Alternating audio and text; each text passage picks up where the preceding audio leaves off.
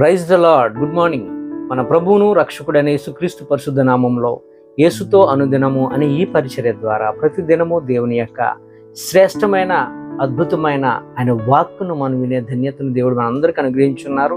ఈ మాటలు వింటున్న ప్రతి ఒక్కరికి ప్రభు పేరట మీ అందరికీ వందనాలు చెల్లిస్తున్నాను. చిన్న ప్రార్థన చేసుకుందాం. మహాగణుడా, పరిశుద్ధుడైన మా తండ్రి, కృపగల దేవ, ఈరోజు నీ కుమారులుగా నీ కుమార్తెలుగా నీ వాక్యాన్ని మేము వినిచుండగా ప్రభా, నేను నీవే మాతో మాట్లాడి మమ్మల్ని అందరినీ బలపరచమని, ఆయన ప్రభా నీ వాక్యంతో మమ్మల్ని అందరినీ తృప్తిపరచమని యేసు నామంలో ప్రార్థించి వేడుకుంటున్నాం మా యెహోవా తండ్రి.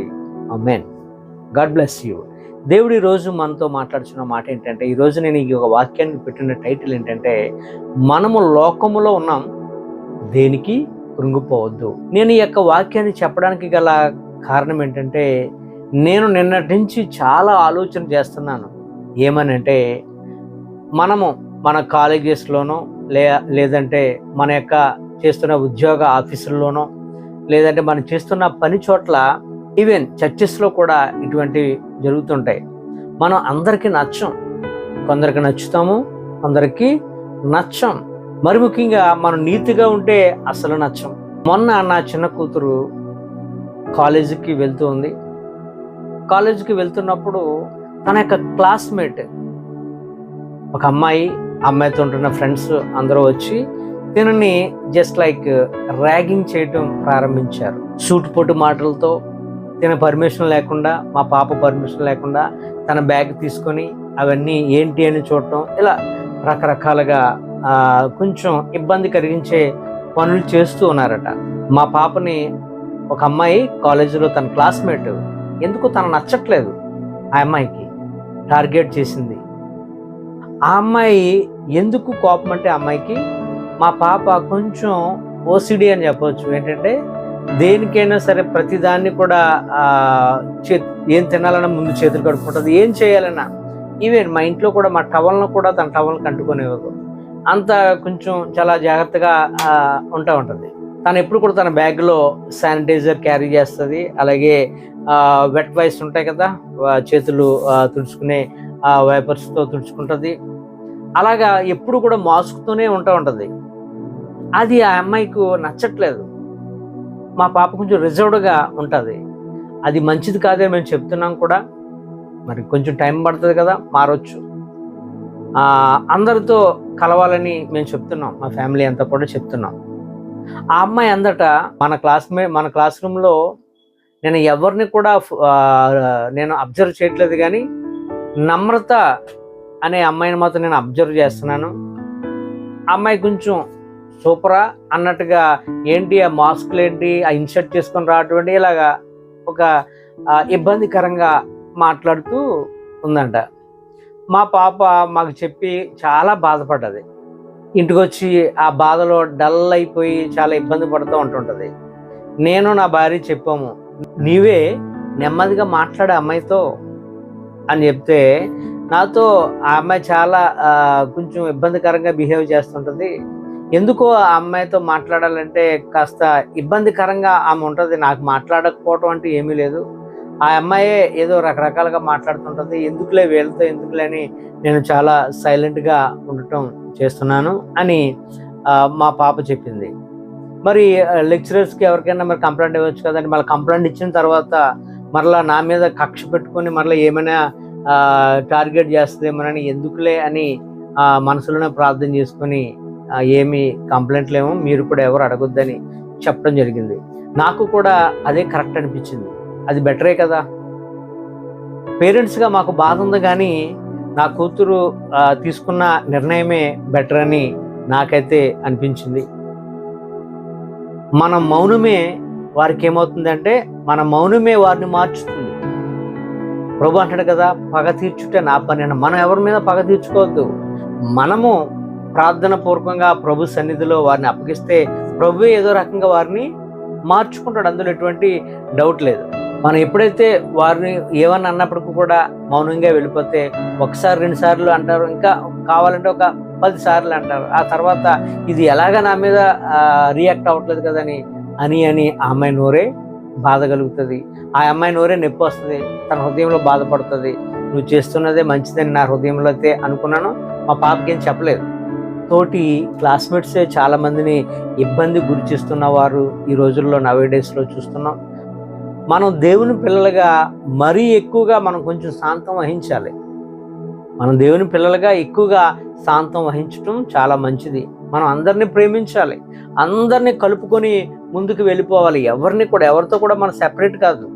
మనం అందరితో మనం ఎక్కడున్నప్పటికీ కూడా చక్కటి కలయిక ఉండాలి, చక్కని సహవాసం ఉండాలి, చక్కని మాటలు ఉండాలి, అంతే తప్ప వ్యర్థమైనది ఉండకూడదు. మేము ఒకటి చెప్తాం, ఏం చెప్తామంటే, నువ్వు ఎక్కడున్నప్పుడు కూడా ఎవరితో మాట్లాడుతున్నప్పుడు కూడా నీవు వారి తట్టు తిరగకూడదు. ఎందుకంటే నువ్వు లోకంలో మనం జీవిస్తున్నాం, నువ్వు లోకంలోకి వెళ్తున్నావు. వారు నీ తట్టు తిరగాలి తప్ప నీవు వారి తట్టు ఎప్పుడు కూడా తిరగకూడదని చెప్తాం. అదే మా పాప కూడా అలాగే కొంచెం చాలా స్ట్రిక్ట్, అందరినీ కలుపుకొని ముందుకు పోవాలి. ఎందుకంటే కలిసి చదువుకుంటారు, 3-4 years వాళ్ళతోనే కలిసిమెలిసి ఉంటారు కాబట్టి మరి వాళ్ళతో గొడవ పెట్టుకుంటే మధ్య ముఖముఖాలు చూసుకోవాలి. రేపన్న రోజు వాళ్ళతో మనం కలవాలి, ఏదో టైంలో పక్క బెంచ్లో కూర్చోవాలి. ఇవన్నీ కూడా సర్వసాధారణం. గొడవ పెట్టుకోవడం అంత మంచిది కాదు. మనం సహించడం నేర్చుకోవాలి నా ప్రియ సహోదరి. ఎందుకంటే మనం పనిచేస్తున్న చోట్ల, కాలేజీలో, ఇప్పుడు మా పాపకే జరిగింది, ఇంకా అనేకులు ఉండొచ్చు ఇలాగా రకరకాలుగా మనల్ని టార్గెట్ చేస్తూ ఉంటారు. అటువంటి టైంలో మనం చాలా శాంతంగా వహించాలి. యేసు ప్రభు వారిని టార్గెట్ చేశారు అక్కడ ఉంటున్న పరిసయ్యులు, సద్దుకాయలు. ఆయనకు నచ్చట్లేదు, ఆయన వారికి నచ్చట్లేదు. ఎందుకంటే ఆయన సత్యం బోధిస్తున్నాడని సత్యం ఎక్కడో కూడా నచ్చదు కదా.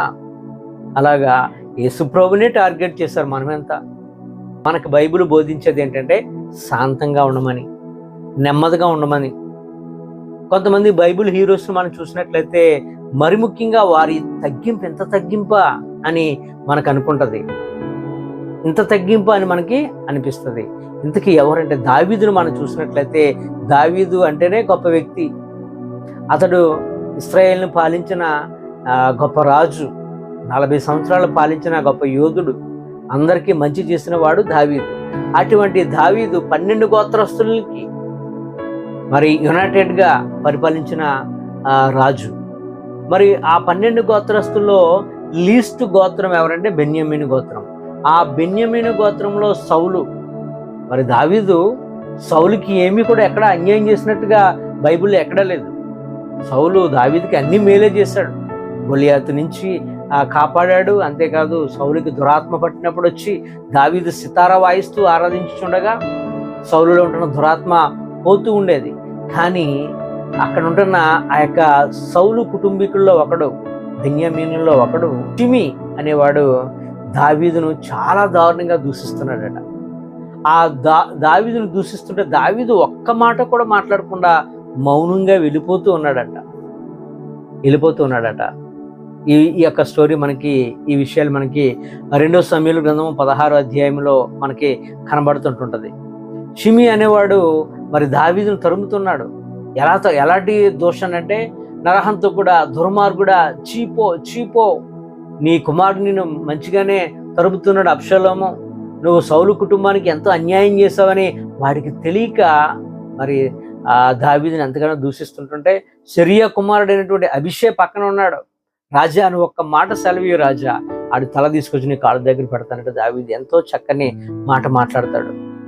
మనకి ఆ మాట 2 సమూయేలు గ్రంథము 16వ అధ్యాయం 12వ మనం చూసినట్లయితే, యెహోవా వానికి సెలవిచ్చెను కనుక వాణ్ణి శపింపనీయుడి. యెహోవా నా శ్రమ లక్ష్య పెట్టినేమో, ఒకవేళ వాడు అలాగా శపించటం వల్ల దానికి బదులుగా దేవుడు నాకు మేలు చేస్తాడేమో అని షిమిని ఏమనకుండా మౌనంగా వెళ్ళిపోయాడండి దావీదు. ఎంత తగ్గింపో చూసారా. మనకి కూడా ఇటువంటి సిచ్యువేషన్లే జరుగుతుంటాయి మనం ఉంటున్న చోట. మరి అటువంటి వారిని మనం ట్యాకిల్ చేయాలంటే, అటువంటి వారితో మనం జీవించాలంటే చూసి చూడనట్టుకు పోతూ ఉండాలి. ఏది పట్టించుకోకూడదు. కాలేజీల్లో కానీ ఎక్కడైనప్పటికీ కూడా దేవునికి అప్పగించాలి తప్ప పగ తీర్చుట మన పని కాదు, ఎత్తుకు పై ఎత్తుట మన పని కాదు. ప్రతి చోట కూడా మనకి అనుకూలమైన వ్యక్తులు ఉండరు నా ప్రియ, ప్రతి చోట కూడా మనకి అనుకూలమైన వ్యక్తులు ఉండరు నా ప్రియ సహోదరుడా. డిఫికల్ట్ పీపుల్ మధ్య మనం నివసిస్తున్నాం. డిఫికల్ట్ పీపుల్ దగ్గర మనం జీవిస్తుంటుండగా వారు ఏదైనప్పటికీ కూడా మనము క్రీస్తుని ముందు పెట్టుకుని సాగి వెళ్ళిపోయేవారుగానే మనం ఉండాలి. వాక్యం సెలవిస్తుంది 10వ కీర్తన 2వ వచనం నుంచి మీరు చదవండి. చాలా మంచి మాటలు ఇక్కడ మనకు కనబడతాయి. 2వ వచనం అంటాడు, దుష్టుడు గర్వించి దీనుణ్ణి వడిగా తరుముచున్నాడు, వారు యోచించిన మోసక్రియల్లో తామే చిక్కుకుందురుగాక. ఎవరైతే మన మీద వికెట్ ప్లాన్స్ వేస్తున్నారో వారే అందులో పడిపోతారు. చూడండి మొర్దెకైని చూడండి. మొర్దెకై మీద హామాన్ అనేవాడు చాలా రకరకాల ప్లాన్లు వేశాడు, ఏదో రకంగా చంపాలి. ఎందుకంటే ఆ మొర్దెకై హామానుకి నమస్కరించలేదని, వంగి నమస్కరించలేదని కోపంతో, అతని మీద ఉన్న కోపంతో, మొర్దెకై మీద ఉంటున్న కోపంతో యావత్ ఇశ్రాయేల్ అందరిని కూడా, యూదులందరినీ కూడా చంపేయాలని అనుకున్నాడు. తను తీసుకున్న గోతులో తనే పడ్డాడు హామాన్. ఈ ఒక్క వాక్యాన్ని మనం చూసినట్లయితే. అంతేకాదు 3వ వచనం మనం చూడండి. 10వ కీర్తన 3వ వచనంలో, దుష్టులు తమ మనోభీషలను బట్టి అతిశయపడుదురు, లోబులు యెహోవాను తిరస్కరించరు. వారికి తెలియదు, వారంతటిగా వారిగా వారి ఇష్టానుసారంగా బిహేవ్ చేస్తూ ఉంటారు. మనం దేన్ని పట్టించుకోవద్దు. 4వ వచనం కూడా చదువుదాం. దుష్టులు పొగరెక్కి యెహోవా విచారణ చేయడానికి కొందరు, దేవుడు లేడని వారు ఎల్లప్పుడూ యోచించుతారు. బుద్ధిహీనులకి తెలియదు, వారు ఏదేదో చేస్తారు, ఏదేదో మాట్లాడతారు. కానీ ప్రభువుని తెలుసుకున్న నీవు నేను, మన పిల్లలు, వాళ్ళకి మనం బోధించాలి. మీరు ఎక్కడికి వెళ్ళినప్పుడు కూడా మనం తగ్గింపుతో ఉండాలిరా. దేనికి కూడా మనం ఫైట్ చేసేవారుగా ఉండకూడదు, ఎత్తుకు పై ఎత్తు వేసేవారుగా ఉండకూడదు. మన యొక్క క్రియలు అటువంటివి కావు. మన దేవుడు సాత్వికుడు, మన దేవుడు ప్రేమ గలవాడు, మన దేవుడు క్షమాగుణం కలిగిన వాడు, మన దేవుడు జాలి కలిగిన వాడు, మన దేవుడు దయ కలిగిన వాడు. కనుక అదే రూపాన్ని క్రీస్తు యేసు లాంటి మనసును మీరును కలిగి జీవించాలరా అని మన పిల్లలకు బోధించాలి. నా ప్రియ సహోదరి సహోదరుడా, మనం ఉంటున్నది ఈ యొక్క సాతాను యొక్క లోకములో మనం ఉన్నాం. కనుక వాడిని జయించాలంటే దేవుని యొక్క సహాయం మనకు కావాలి. మనం దేవుని సహాయం కోరుతూ మనం ప్రతిదీ కూడా ప్రభుకు అప్పగించుకుంటూ ముందుకు సాగిపోయే వారిగా ఉండాలి. కనుక ఎవరి మీద పగ పెట్టుకోవద్దు, ఎవరి మీద కోపం పెట్టుకోవద్దు. అందరినీ మిత్రులుగా కలుపుకోవడానికి ప్రయత్నం చేయండి. దేవుడే మీకు సహాయకుడు. God bless you. ఈ మాటలు దేవుడు మనందరి జీవితంలో నెరవేర్చును గాక. ఆమేన్.